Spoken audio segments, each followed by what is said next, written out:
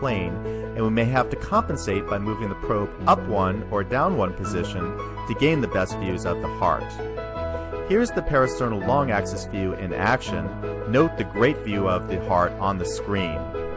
The parasternal long axis view of the heart probably gives the most overall useful information about general cardiac dynamics and can be very instrumental in general emergency care.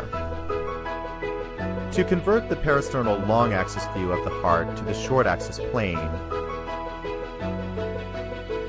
patient recumbent. So a pearl here is to position the patient in a left lateral decubitus position.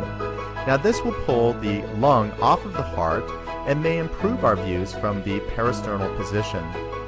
Note here, the probe is now placed into the parasternal long axis configuration, and note the great view of the heart on the screen.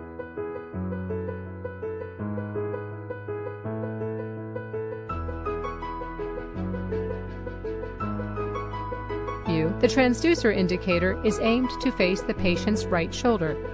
From the perspective of the sonographer, we will now demonstrate the relationship of each of these three views. The parasternal long view will be our starting point.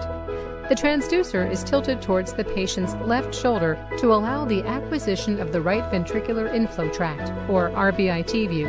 Notice that the indicator is still pointing towards the patient's right shoulder.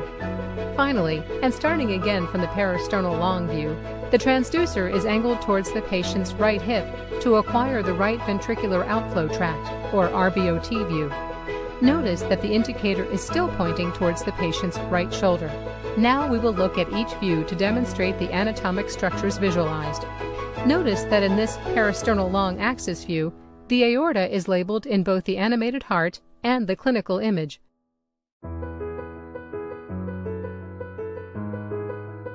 On the left image, we can see how the parasternal long plane cuts the aortic valve, labeled AOV, and the mitral valve, labeled MV. The left ventricle is labeled LV, and the left atrium, LA.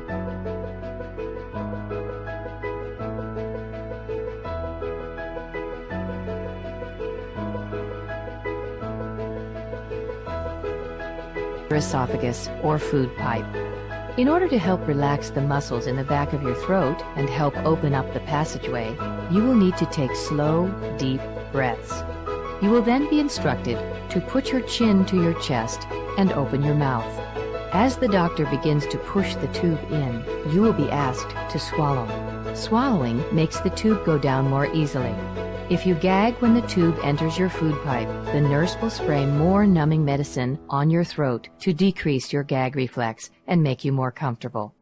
Your doctor will insert the tube 14 to 18 inches down the length of your food pipe.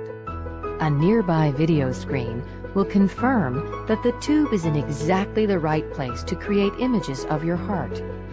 The actual procedure takes about 15 to 30 minutes. When the test is done, your doctor will slowly pull the tube out through your mouth.